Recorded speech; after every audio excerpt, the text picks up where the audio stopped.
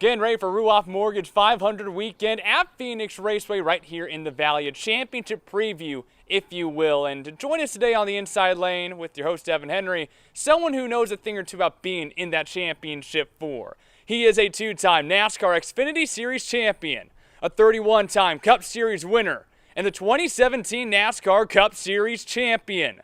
Driver of the Joe Gibbs Racing, number 19 Toyota Camry. From Mayetta, New Jersey, it's Martin Truex Jr. Martin, thanks for joining me. Quite the introduction. Thank you. I mean, you deserve one. You got quite a bit of that hardware, including the trophy 1 year ago right here at Phoenix Raceway last March. So you were here for the next-gen test just a couple months ago. You have that win in the bag last year. So obviously the first question is, what can you take from that win last year, apply to these next-gen cars inside that driver's seat, try to go back and get that win again?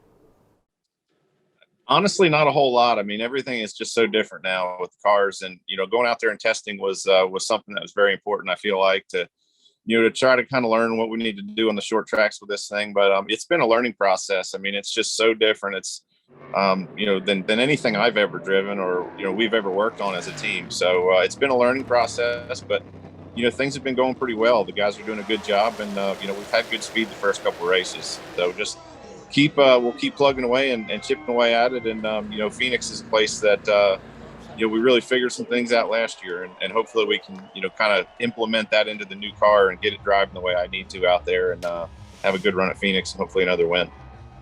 So I was just able to chat with Corey LaJoie not too long ago, and he said one thing that he always does whenever he comes to Phoenix is go and hike Camelback Mountain.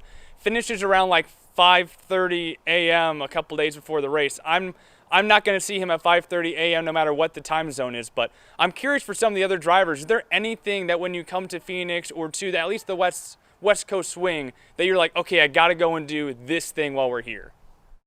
I don't really have a whole routine like that. I just kind of fly by the seat of my pants and do whatever feels right. I don't have any plans. I usually try to get out there and just focus on the race car. So that's pretty much what I normally do. And I have done some hiking in Phoenix. I've been up to, I'm forgetting the town up north of there. But anyways, yeah, I like to do a little sightseeing if we have some time off. But for the most part, just focus on the race car and the team. If I had to guess, Sedona maybe? Yes, that's it. Sedona. Beautiful. The Red Rocks of Sedona. Yeah. That's yes, a good sir. one. Now, one thing, actually, you might be able to do this in Sedona, too. There are some bodies of water that I know you're kind of into. I've dabbled in it a little bit, but not at your level. I was reading up on you doing RC boat racing, and you have multiple, like, world records in RC boats. And what, I mean, how, because you're one of the guys in NASCAR who's really grown up in racing, and racing is all you do, you and then your foundation with Sherry. That's, like, your life. And then there's these, like, RC drag. How do you get into drag boats? Was that you trying to figure out how to help your dad's business? To throw some nitrous in this boat here, see what it does to his boat too? Like, how do you get into that?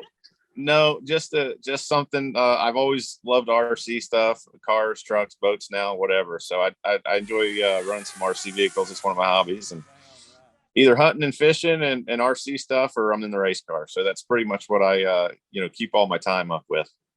Okay, so what does it take to have a world record in straightaway RC boat racing? Quite a bit of experience and a lot of hard work. Honestly, I mean, I've been doing it since about 06, I think. So put a lot of effort into building my own stuff, and it's just something fun for me. I grew up building race cars and going to the racetrack and racing them, and coming home, after the races and working on my stuff all week to try to make it faster. And honestly, since I got hired to drive in NASCAR, you don't really work on the cars anymore. And I miss that challenge, that, kind of personal challenge of always trying to get your stuff better. And, the RC boat stuff has just fit right into that for me. So it's been fun. And it's something that, I do kind of low key. I don't really talk much about. And, I just go have some buddies in that arena and go race and do some fun stuff. So it's been a blast, and it just keeps my mind engaged on something that, that I'm trying to improve on. So racing is your life, and the other day I was reading up on how when you went and drove that dirt midget last summer and Christopher Bell was there, and I'm hearing that Christopher Bell's getting in your ear a little bit, trying to get you to do some dirt racing or something along those lines. And I know that might be on your list, but I'm curious, Cup champion, 31 wins, Xfinity Series champion. you've been racing all your life. Is there any sort of, whether it be racing or business endeavors, that you're kind of looking at now after all these years of racing and going, you know what, I think I want to just kind of touch the water here, try something else out? Honestly, I have a lot of stuff going on right now, and I'm kind of happy with, where I'm at, how things are going. And, someday when I stop racing, I don't know, what I'll do, if I'll just keep doing the same things I do now, or if I'll get into some new stuff. But, definitely have some more dirt racing on my radar. That's something I've just dabbled in a little bit and not really done much of. And I've enjoyed what little I've done. So, yeah, I don't know. I'm not a big planner. I don't like to plan way too far ahead. I just kind of like live in the moment and roll with the punches, so to speak. And things are going well right now. So just try to keep up with all the stuff I have going on. So far, 1 for 1 in the dirt racing. I don't know if you can tell, but it's starting to spit on me right now here in the desert for some reason. But I got to give you one more question before I let you go and I seek shelter, apparently. Got to go back to 2007, and you and your longtime partner, Sherry Pollux, put together the Martin Truex Jr. Foundation to raise now more than $2 million. And Tom Rinaldi did a great piece on you guys and the battle that you're going through again right now. And if we want to get into that, I mean, that's another hour or something like that. But most specifically, what I want to get into is, as you and Sherry have had your battles and been very public and very emotional about what you guys have gone through, and it's been inspiring to watch, what ways has this mission and this foundation kind of evolved over the year to go and help out and raise awareness for ovarian and childhood cancer? Well, I think it's just become a lot more personal, honestly. When we started the foundation, it's kind of crazy how, we just wanted to help. We wanted to give back and help people that needed it.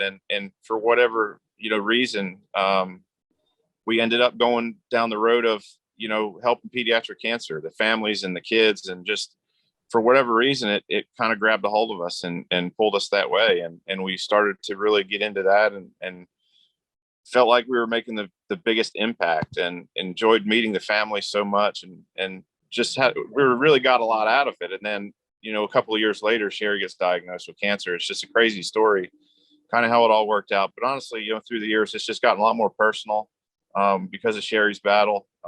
Obviously it hits a lot closer to home these days. So just appreciate everybody's support in what we're doing. And obviously Sherry's the driving force behind it, and just proud to be able to give back as much as we can and do our part to help others. And, for her, especially with what she's going through, to just have what it takes to, be worried about everybody else at the same time, just kind of speaks to who she is and her personality. And just super proud of her for everything she's done.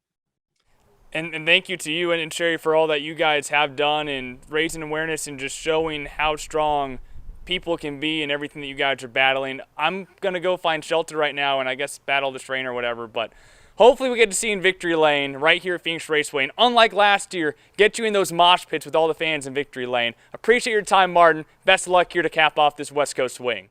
Absolutely. Thank you for having me. Take care. This is the Inside Lane on Sports 360 AZ. Keep it right here. Everything going on. ARCA Xfinity and Cup Series racing March 11th, 12th, 13th at Phoenix Raceway.